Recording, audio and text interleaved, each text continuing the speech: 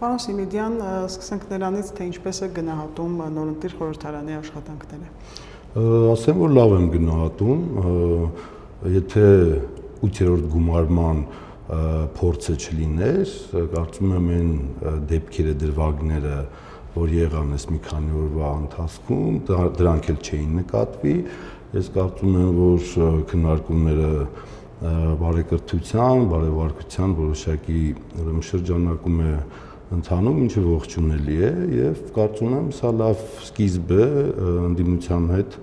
առողջ մթնոլորտում աշխատելու, լավ եմ գնահատում։ Պարոն Ռուբինյանը հենց առաջին օրը բոլորին կոչ արեց, որ բարեկրթության դաշտում աշխատեն, թեև 3 միջադեպ տեղի ունեցավ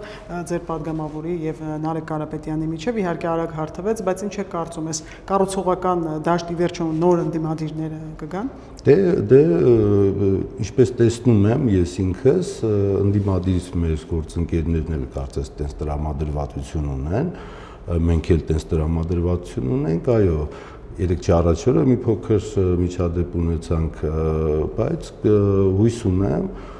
այս տրամադրվածությունը կշարունակվի եւ բոլորս համ падգամավորները առանձին, համ ղեկավար կազմը, ուրեմն օբյեկտիվ, ուրեմն աշխատանքները կկազմակերպի ազգային ժողովի եւ իրավիճակը հույս է ներշնչում, որ լավ ազգային ժողով կունենանք, հուսամ չի խաթարվի այս ընթացքը։ Նախընտրական քարոզարշավի ժամանակ հատկապես ուժեղ Հայաստանի ներկայացուցիչները անընդհատ խոսում էին, որ եթե իշխանությունը վերընտրվի, ապա 300,000 ադրբեջանցիներ կգան, վախեցնում էին մարդկանց, հետո էլ եկան առաջի 2 օրերին անընդհատ թուրքերի մասին էին խոսում, փորձում էին պարոն Ռուբինյանին հունից անել, հիմա կարծեք թե հանդարտվեց այդ վիճակը, բայց ըստ ձեզ ո՞րն էր այդ ամենի նպատակը։ Ես կարծում եմ, քանի որ Թուրքիայի կամ Ադրբեջանի հետ որևէ հարց զգայուն է մեր հանրության կողմից, ընդդիմությունը այս իրավիճակը շահարկում է հանրության շրջանում անհանգստություններ առաջացնելու համար, 300,000 ադրբեջանցիների մասին էլ երբ նախընտրական փուլում խոսում էր, նպատակը դա էր։ Հիմա էլ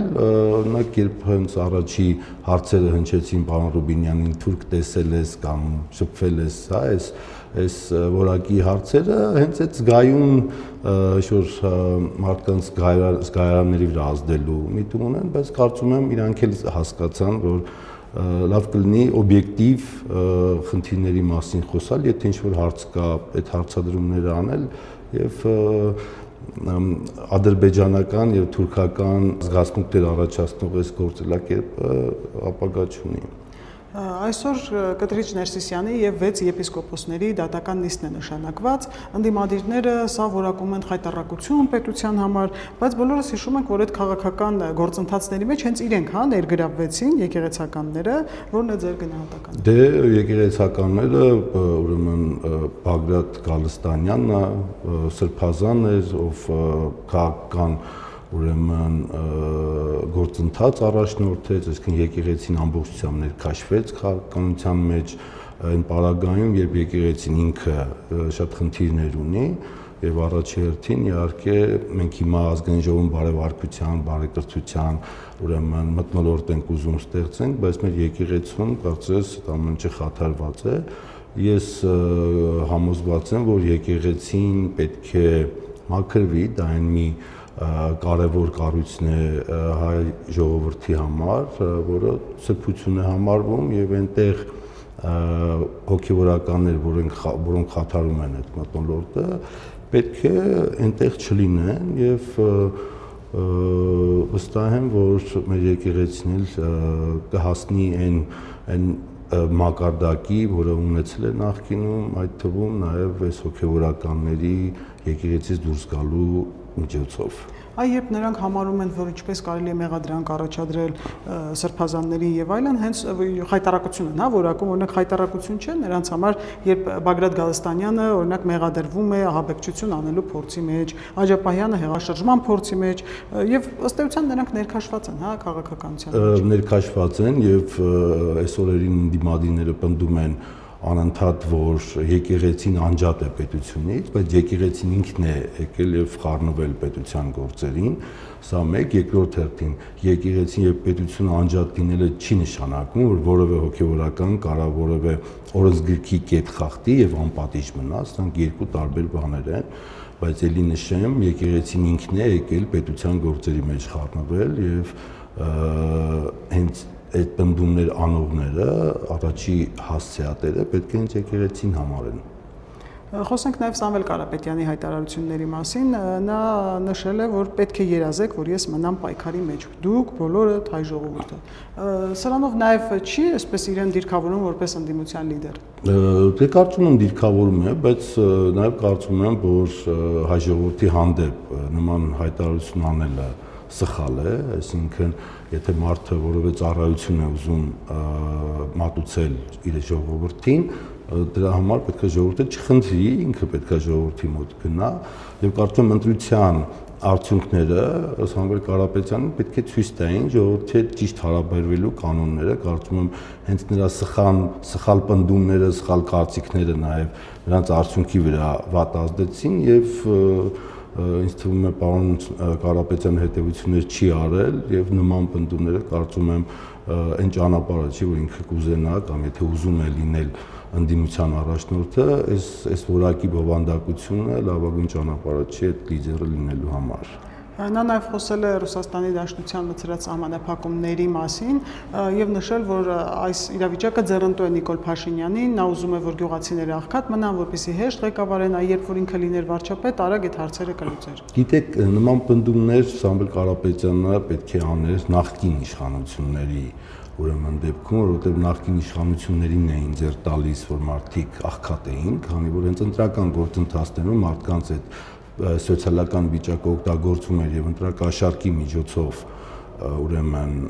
ընտրություններն էին կեղծվում կամ ընտրական վերջնական արդյունքներն էին ընտրակաշառքի միջոցով հաստատվում եւ եթե Սամվել Կարապետյանը նախկին իշխանություններին, որոնք հստակ այս քաղաքականությունն էին վարում, չի ասել, մեր հասցեի նման պնդումը կարծում եմ կեղծ է։ Եվ հենց բարեգործություն անվան տակ իրենք են, իր ներկայացուցիչները Նարեկ Կարապետյանը շրջում են գյուղերում, ինչ որ գյուղտեխնիկա են նվիրում, անվճար տրանսպորտ են մցրել, 5-րդ երեխան ունեցող ընտանիքին բնակարան են խոստացել եւ նա խոսել էր, որ իրենց գաղտնի պլանի Սամվել Կարապետյանը, որ իրենց գաղտնի պլանի մաս է կազմում նաեւ թիմերում հաղթանակ վերցնելը, որպեսզի ձեզ իշխանությունից հեռացնեն։ Չէ, բան դա անվանել գաղտնի պլան, հետո հայտարարել գաղտնի պլանը թիմերում մասնակցելն է, կարծում եմ աբսուրդի ժանրից է, որտեղ քաղաքական միավորի նպատակը թե համայնքային, թե համապետական ընտրություններին մասնակցելն է, այդտեղ գաղտնի պլանը չեմ հասկանում որն է, բարեգործության մասով յուրաքանչյուր մարդ իրավունք ունի բարեգործություն անելու, կտեսնենք այդ բարեգործությունը ինչ է իրանից ենթադրում,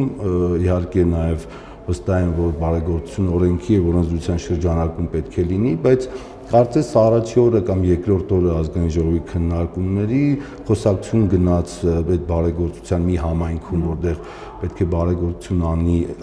ուժեղ Հայաստան կուսակցությունը, այնտեղ ընտրական գործընթաց է սկսում եւ քանի որ ընտրական գործընթաց է, ուրեմն չի կարելի բարեգործություն անել, բայց պարզվեց, որ այդ բարեգործությունը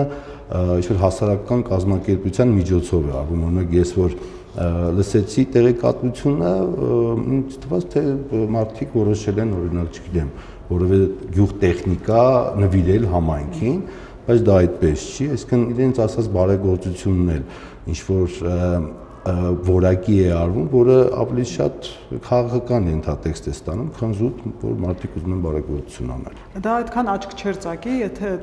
ընտրություններ չլինեին, առաջիկայում հենց նույն Ստեփանավան համայնքում, որտեղ իրենք ձայներ են առավելագույն ստացել, այսինքն այստեղ նաև իրավապահները, կարծեք թե անելիք ունեն։ Պետք է իրավապահները ուշադիր լինեն, մանավանդ եթե ընտրական գործընթաց է բարեգործությունը օրենքով արգելված է, մենք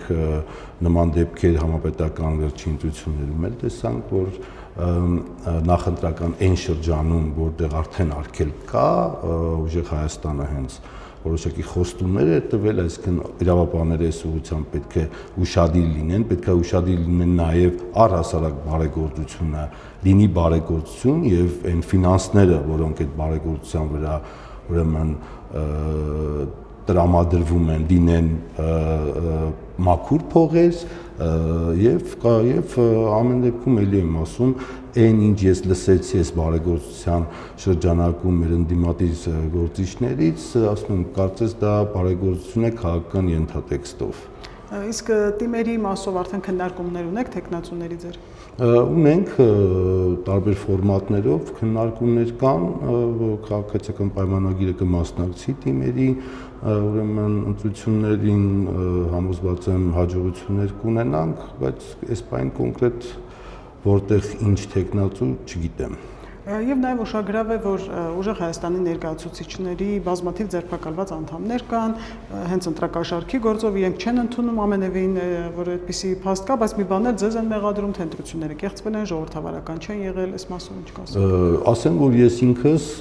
ազգային ժողովի դահլիճում էլ լսեցի ուժեղ Հայաստանի մեր գործընկերների դիրքորոշումները, անհասկանալի է, թե ինչպես են մարդիկ ասում, որ մենք ընտրակաշարքի հետ կապ չունենք, առաջի հերթին հենց ձայնագրությունները ունեն բավականին շատ փաստական մաս, որոնք ցույց են տալի, որ այդ մարդիկ այդ գործողությունը ապօրինի իրականացրել են ուժեղ Հայաստանի համար, իրանք պնդում են, դե պարոն Վարդևանյանը պնդում է, որ որևէ վճիռ դեռևս չկա, որը ցույց է տալիս, որ ընտրակաշարք է բաժանվել եւ դա որևէ կապ ունի իրենց հետ, բայց առաջիկայում այդ վճիռներից կլինեն, կտեսնենք, այդ ժամանակ կսպասենք, տեսնենք ինչ են այդ դեպքում ասելու։ Շնորհակալություն։ Ես եմ շնորհակալ։ Հավանիչ տեսանյութը եւ բաժանորդագրվիչ նորությունները բաց չթողնելու համար